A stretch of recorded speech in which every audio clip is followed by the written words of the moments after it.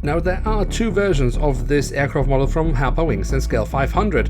Why you should get the second version, you'll find out now.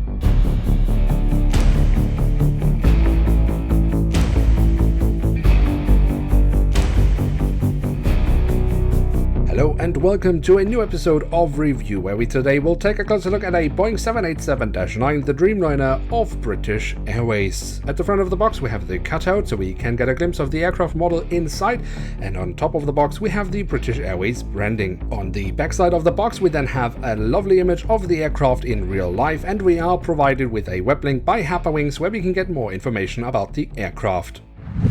And here she is, the Boeing 787-9 in the current livery of British Airways. As I mentioned in the intro, there are actually two versions of them, each with an individual registration code, but this is the second version of this aircraft model.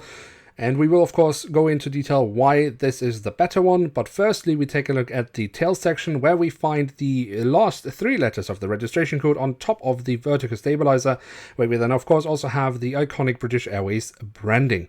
On the fuselage we then find the logo of the British Royal Mail, the full registration code of the aircraft, and if we look at the back then we also have a little bit of detailing around the APU exhaust, and we also have some nice detailing on the horizontal stabilizer. At the front of the aircraft, across the fuselage, we then find the British Airways branding once more, where we also have two small One World logos printed on, of which British Airways, of course, is a member.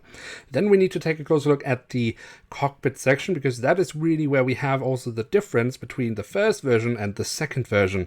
Now, first of all, of course, we have the cockpit windows printed on with the window wipers, and above the cockpit windows, we also find the last three letters of the registration code. Then if you notice around the nose cone there is a metallic line printed on, and that is the detail that we get with the second version, but we don't have with the first version of this model. So Herpa has added that detail from the original aircraft in real life. And then to quickly finish off that part of the aircraft, we should also mention that we of course above the cockpit windows also find the emergency hatch for the cockpit printed on. Then the engine nacelles have been given the nice dark blue color from the British Airways branding, and of course the nice silver leading edges. If we look at the nacelles from the backside, we can also see the chevron nozzles, which Herpa has pulled off very nicely in this case.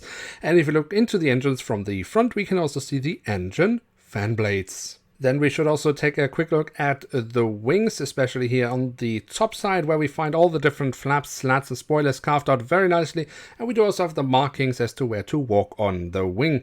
Also the underside of the wings I think look rather decent, where we then find the full registration code of the aircraft once more. I do also think Herpa has done a fairly decent job with the landing gear. Here we can see the main landing gear underneath the wings, and of course also the front landing gear. Obviously I would like to have a few markings here, but we only get those with Herpa Wings Club models. And then last but not least, we do of course also have the doors to the cargo compartments printed on here in the back side of the aircraft, and here at the front of the aircraft.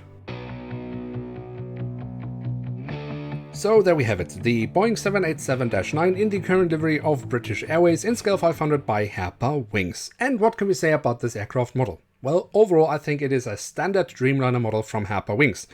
The print quality is excellent, the physical details are also great, especially the chevron nozzles have been pulled off very nicely, and of course it is always encouraging to see Herpa add a few more details, even if it might just be the one at the nose of the aircraft. It was the only detail I could really make out was different from the second version to the first version. If you know of any other details that the first version didn't have, then feel free to let me know in the comment section below and share your knowledge with the community. So overall I would say it is definitely an aircraft worth having in one's collection, and it is always encouraging to see Herpa add a few more details, even if it might just be the one to their aircraft models. With that, we have reached the end of today's episode. If you have enjoyed this video, then feel free to leave a like, that would be very much appreciated. And of course, if you are new around here, why not hit subscribe? That would be absolutely awesome. With that, I'd like to say thank you so much for watching. To see you soon again, I'm checking out, and bye.